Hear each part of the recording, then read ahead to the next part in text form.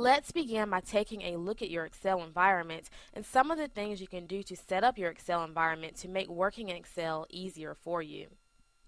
Down at the bottom of the Excel window, you have the sheet tabs, which are each separate worksheets. They remind me of pages in a book. All the sheets together make up the workbook or spreadsheet. To the right is a zoom tool. You can zoom in and out by left-clicking the slider and dragging it back and forth. You can also use the scroll bar above to scroll left and right in the worksheet. In this same area, you also have access to the Page Views tabs. By default, the normal view is selected, but you can change to page layout or page break view by left-clicking either option. Let's just leave it as the default. At the top of the page, you have the ribbon, which is the new menu system that is arranged in tabs. On each tab, you'll find commands organized in groups. Above the ribbon, you'll see the Quick Access toolbar. One of the simplest things you can do to make accomplishing basic tasks faster is to customize the Quick Access toolbar. The Quick Access toolbar resides right next to the Microsoft Office button in all of the 2007 applications and allows you to reach commonly used commands quickly. By default, the Save, Undo, and Redo commands have already been added. To view the commands you can add, simply click the down arrow next to the Quick Access toolbar and the menu will appear. Let's see. Sort Ascending and Sort Descending are two commands that are used often in Excel depending on the type of spreadsheet you work with.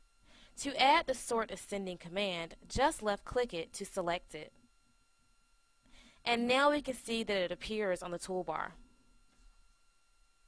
As you can see, a check mark appeared beside Sort Ascending. This means it is selected and appears on the toolbar. To remove a command, just left-click any command with the check mark, and it will no longer appear. See how easy it is to add and remove commands? I'm actually going to add the Sort Ascending and Sort Descending commands. I think I may need to use them when I start working with some of my spreadsheets. You can add more commands than the ones that appear on the drop-down list.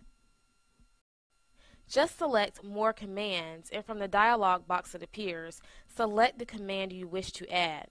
Click the Add button, and then click OK. This gives you the ability to really customize Excel. While working with Excel, you may find that there are times that you want to work on your worksheet without the ribbon. Microsoft gives you the ability to minimize and maximize the ribbon. To minimize the ribbon, click the drop-down arrow next to the Quick Access toolbar. Select Minimize Ribbon from the list, and the ribbon disappears. Click the arrow again.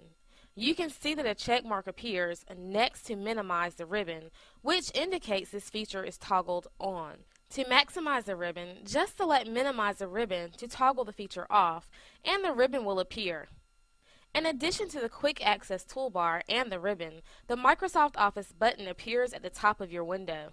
When you left-click the button, you access a menu. From this menu, you can create a new document, open existing documents, save documents in a variety of ways, and print. You can also add security features, send the document, publish, and close the document.